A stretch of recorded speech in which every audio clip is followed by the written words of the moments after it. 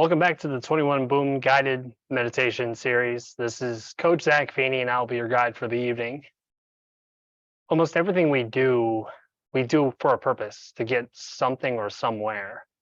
But in meditation, this attitude can be a real obstacle. That is because meditation is different from all other human activities. Although it takes a lot of work and energy of a certain kind, ultimately meditation is a non-doing.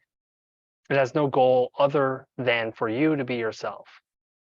The irony is that you already are. This sounds paradoxical and a little crazy, yet this paradox and craziness may be pointing you toward a new way of seeing yourself, one in which you are trying less and being more. This comes from intentionally cultivating the attitude of non-striving. For example, if you sit down and meditate and you think, I'm going to be relaxed, or get enlightened, or control my pain, or become a better person, then you have introduced an idea into your mind of where you should be. And along with it comes the notion that you are not okay right now. If only I were calmer, or more intelligent, or a harder worker, or more this or more that. If only my heart were healthier or my knee were better, then I would be okay. But right now, I am not okay. This attitude undermines the cultivation of mindfulness, which involves simply paying attention to whatever is happening. If you are tense, then just pay attention to the tension. If you are in pain, then be with the pain as best you can. If you are criticizing yourself, then observe the activity of the judging mind. Just watch. We are simply allowing anything and everything that we experience from moment to moment to be here, because it already is.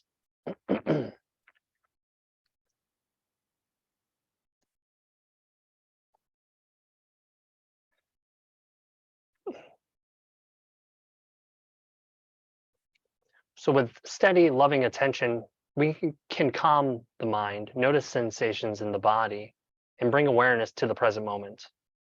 So you might lie down for this one, or you can remain seated, a comfortable padded surface, either on a rug or a pad on the floor, or in bed on a couch. We might as first give ourselves over to the experience of being here like this, in this posture, whatever it is. We can also close our eyes.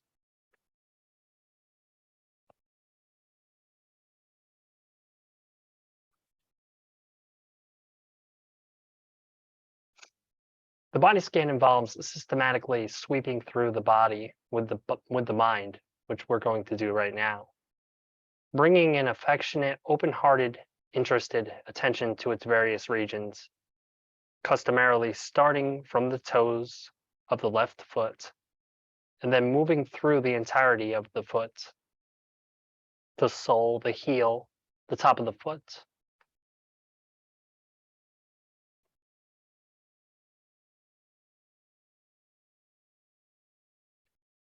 Then up the left leg, including in turn the ankle, the shin and the calf, the knee and the kneecap, the thigh in its entirety, on the surface and deep, the groin and the left hip,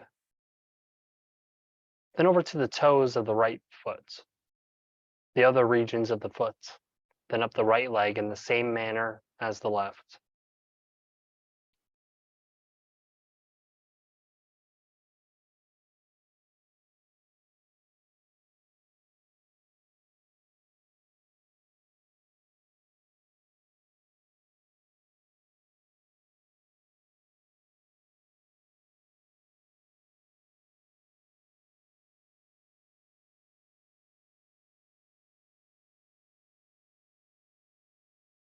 From there, the focus moves into successfully and slowly the entirety of the pelvic region, including the hips again, the lower back, the abdomen, and then the upper torso.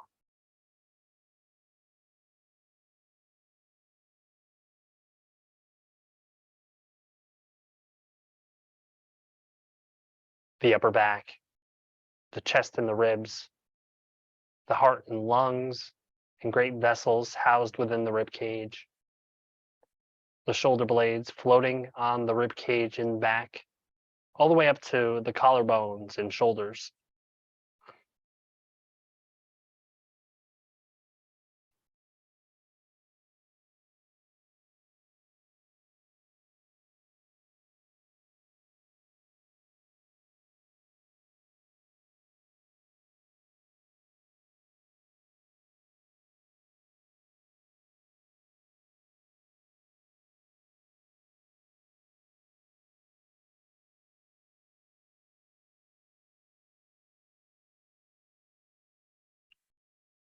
From the shoulders, we move to the arms, usually doing them together, starting from the tips of the fingers and thumbs and moving successively through the fingers, the palms and backs of the hands, the wrists, forearms, elbows, upper arms, armpits, and shoulders again.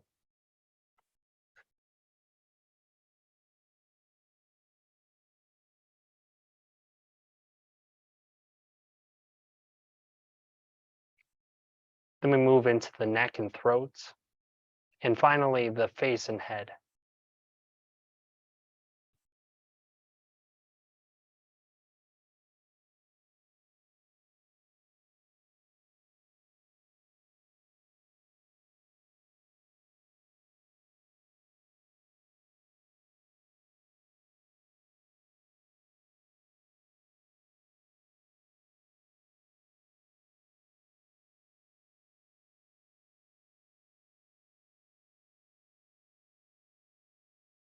Along the way, we might tune into some of the remarkable anatomical structures, biological functions, and more poetic, metaphorical, and emotional dimensions of the various regions of the body, in each region's particular individual history and potential. Whether it is the ability of the feet to hold us up,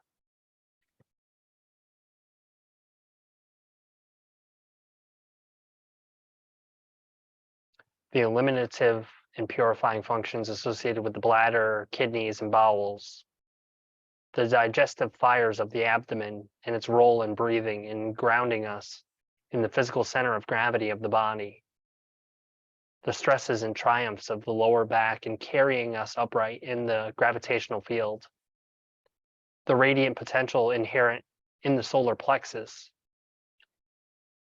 the chest as the location of the metaphorical as well as the physical heart.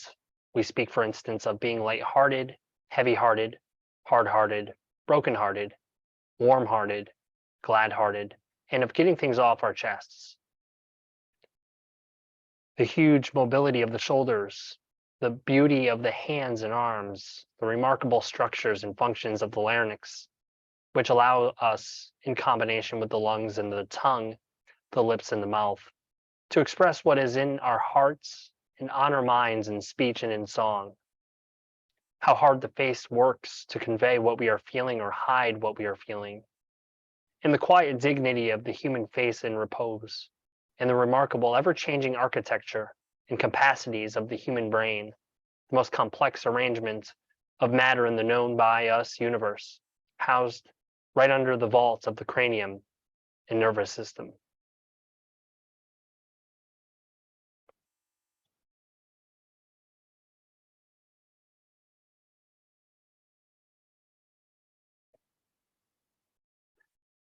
We know that it's possible to lose the felt sense of the body or parts of it through traumatic injury. And spinal cord injuries and the nerves communicating between the body and the brain can be severely injured or severed completely.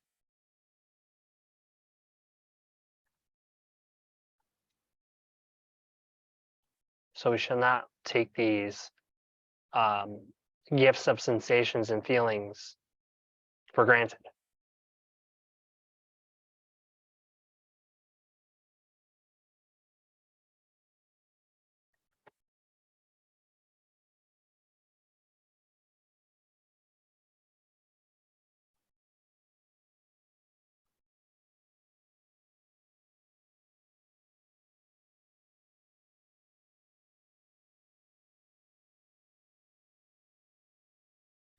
According to the National Institute of Mental Health, stress is the brain and body's response to change, challenge, or demand. It is the body's natural defense against danger brought on by an event or thought that makes you feel frustrated, angry, or nervous. When a stressful event occurs, the body is flooded with hormones to avoid or confront danger. This is commonly referred to as the fight or flight response. Stress can become a chronic condition if the proper steps to manage it are not taken. Chronic stress can cause chemical changes in the body that may raise blood pressure, heart rate, and blood sugar levels. Long-term stress or high levels of stress may also lead to mental and physical health problems. How do you respond to stress? Strategies like ignoring or denying stress, what experts call avoidance coping, or distracting ourselves, which may be effective short-term, can also undermine our health and happiness in the long run. Research published in the Journal of Research and Personality shows that present moment awareness, a key feature of mindfulness, increases stress resilience and effective coping. Present moment awareness involving monitoring and attending to current experience rather than predicting future events or dwelling on the past. Studies show that an individual's disposition toward remaining in the present moment is linked to numerous health benefits, including lower levels of perceived stress, anxiety, and depression, improved mood, and a sense of improved well-being. In the study, a team of Australian researchers examined the effects of present moment awareness in a sample of 143 well-educated university students and staff, 76.3% female, who were part of an online mindfulness training course. The researchers surveyed the study participants with a focus on 3 stress response variables: your perceived competence in dealing with a stressful situation. Whether people believe they have the ability to handle a situation or not plays a role in how they deal with stress. This is called coping self-efficacy and is an indicator of our ability to motivate ourselves to effectively respond to stressful circumstances. Second, your reliance on core values when responding to stressful situations. Relying on values rather than reacting to immediate short-term situations is described as values consistent responding. This describes when your responses are consistent with long-term goals and aspirations, rather than being influenced by the current situation. Being present, research shows, allows you to be more aware of your options and values, which translates to a heightened sense of well-being, diminished psychological distress, and greater pain tolerance in the presence of stressful circumstances. And lastly, your level of avoidance of stressful feelings. Avoidance coping is characterized by a tendency to retreat from stressful life events.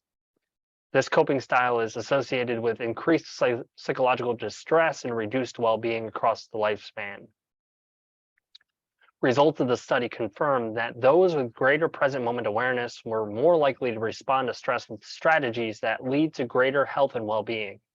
Specifically, being present in the moment when stress was directly linked to greater perceived ability to handle that stress and more reliance on core values to navigate the situation.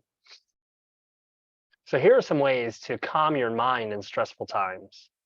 The stress response is supposed to be short-lived because it wears down your body, your health, and your energy. Stress makes us narrowly focused, preventing us from seeing the bigger picture. When we're calmer, our attention becomes broader. The question becomes then, how do you wind down? Research suggests several practices that not only feel good, but also put us into a calmer, more relaxed state, a state from which we can cope better with whatever life throws at us. Practice breathing exercises. Our breathing is a powerful way for us to regulate our emotions, and it is something we take for granted. Through your breath, you can activate your parasympathetic nervous system, PNS, the calming response in your body.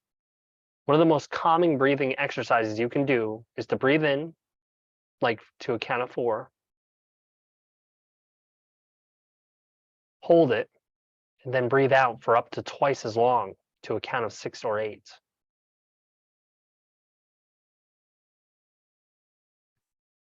You can gently constrict your throat making a sound like the ocean, which is used in deep relaxation breathing. As you're doing this, especially thanks to those long exhales, you're activating the parasympathetic nervous system, reducing your heart rate and blood pressure. Adopt an attitude of self-compassion. Self-compassion is the ability to be mindful of your emotions, aware of the emotions that are going on inside whenever you fail at something. It doesn't mean you identify with them. You can just observe and notice them without feeding the fire. Self-compassion also involves understanding that everyone makes mistakes and that it's part of being human. And it is the ability to speak to yourself the way you would speak to a friend who has just failed, warmly and kindly. Foster genuine connection. How often are we actually present for another person 100%? When was the last time somebody was 100% present with you? Our greatest human need after food and shelter is to connect with other people in a positive way. The good news is that by taking care of yourself and your own well-being with practices like breathing and self-compassion, you were able to turn more attention outward to feel more connected as well. And so practice having compassion for others. Imagine a day when things aren't going well for you. You spilled your coffee on yourself and it's raining. And then a friend calls who's having a true emergency in their life. And you jump up and go help them immediately. What happens to your state of mind in that moment? All of a sudden you have high energy. You're completely at their service. That is what practicing altruism, service, and compassion does to your life. It increases your well-being tremendously, as many of us have experienced when we perform little acts of kindness.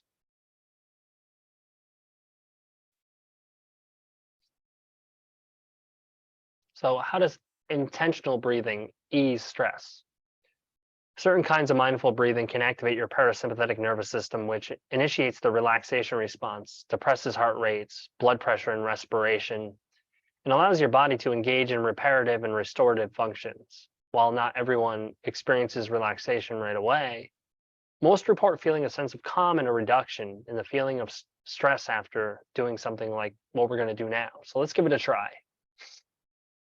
This simple yet effective form of deep breathing diffuses the stress feedback loop and teaches your brain and body to relax. We can get in touch with our breath with a simple yet effective form of deep breathing called intentional breathing. Unlike other breathing techniques, the emphasis here is to allow the natural flow of the breath by inhaling from the top down and exhaling from the bottom up. So sitting comfortably, observe your natural breath. Start by finding a comfortable position like sitting upright in a chair or lying on your back still. Begin to observe your breath just as it is. And notice where the breath flows, upper chest, lower belly, front, back, or sides. As you do, try to avoid placing judgment on how you are breathing or attaching a story to it. Just as if you were a scientist studying a cell under a microscope. See if you can examine all the details of your breath one at a time and make mental notes of them. Observe how you are breathing just as you are. It's an interesting exercise.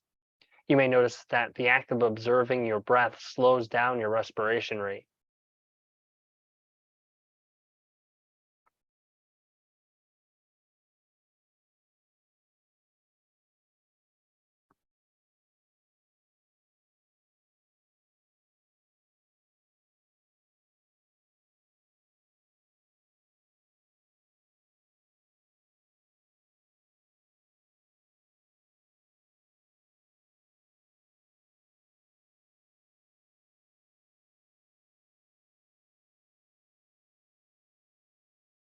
Place your hands on your chest and belly.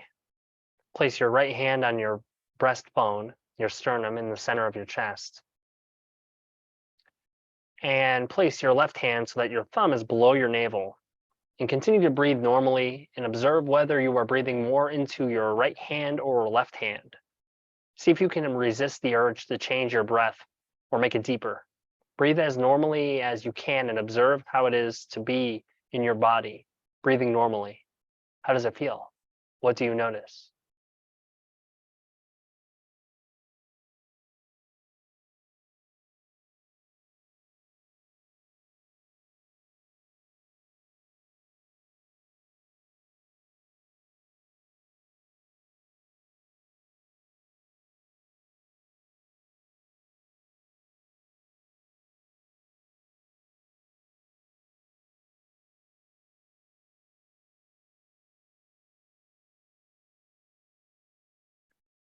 breathe into your chest. So try breathing just into your right hand that is resting in the middle of your upper chest.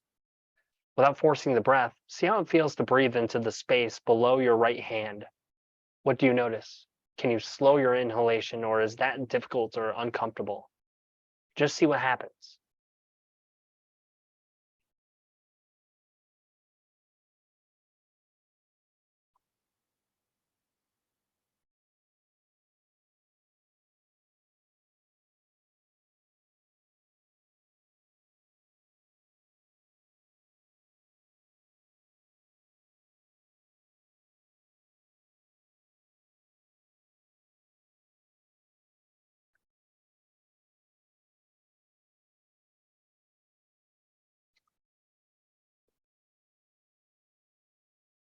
Breathe into your lower lungs.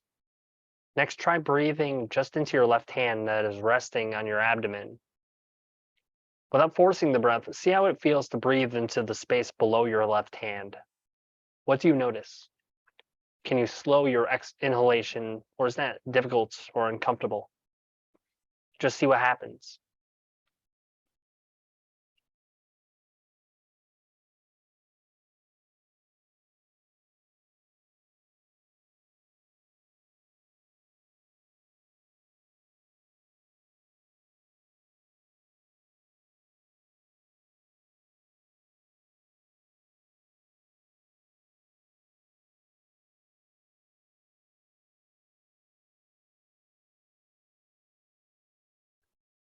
Take half breaths into your chest and then your lower lungs.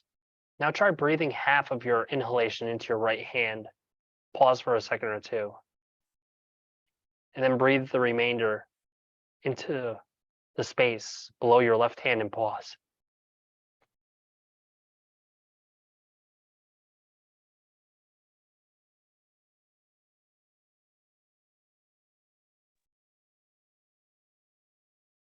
Then exhale from the bottom up, first releasing the air below your left hand, then allowing the exhalation to continue from below your left hand to below your right hand, traveling up and out either through your nose or mouth.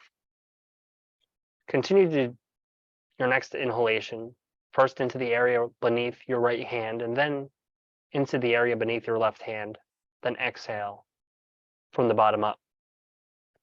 Can you slow your inhalation, or is that difficult or uncomfortable?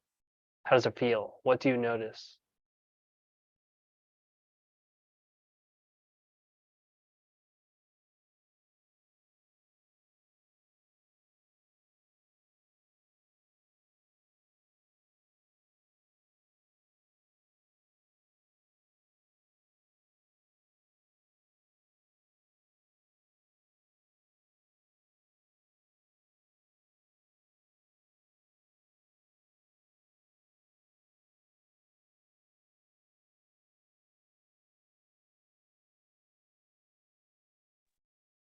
Take full breaths.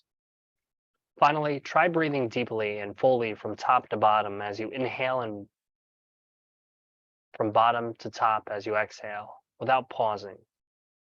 If possible, see if you can slow the exhalation so that it is longer than the inhalation. If you like, you can count 1, 2, 3, and so on to see which is longer, your inhalation or your exhalation.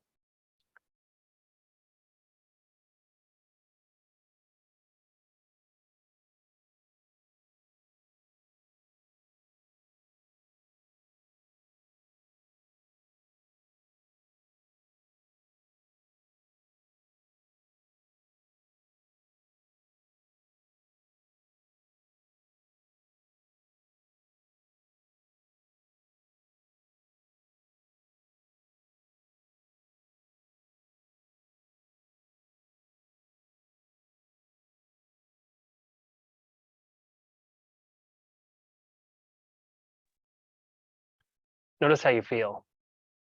Was the exercise simple or difficult? Did breathing slowly and fully seem usual to you? How do you feel physically, emotionally, energetically? If you like, you can write down your experience here. So how does mindfulness reduce stress? You become more aware of your thoughts. You can then step back from them and not take them so literally. That way, your stress response is not initiated in the first place. You don't immediately react to a situation, and instead, you have a moment to pause and then use your wise mind to come up with the best solution. Mindfulness switches on your being mode of mind, which is associated with relaxation. Your doing mode of mind is associated with action and the stress response. You are more aware and sensitive to the needs of your body. You may notice pains earlier and can then take appropriate action. You are more aware of the emotions of others. As your emotional intelligence rises, you are less likely to get into conflict. Your level of care and compassion for yourself and others rises. This compassionate mind soothes you and inhibits your stress response. Mindfulness practice reduces activity in the part of the brain called the amygdala. The amygdala is central to switching on your stress response so effectively, your background level of stress is reduced. You are better able to focus, so you complete your work more efficiently. You have a greater sense of well being, and this reduces the stress response. You are more likely to get into the zone or flow, as it's termed in psychology by Mahis Csikszentmihalyi. You can switch your attitude to stress. Rather than just seeing the negative consequences of feeling stressed, mindfulness offers you the space to think differently about the stress itself. Observing how the increased pressure helps energize you, and it has a positive effect on your body and mind.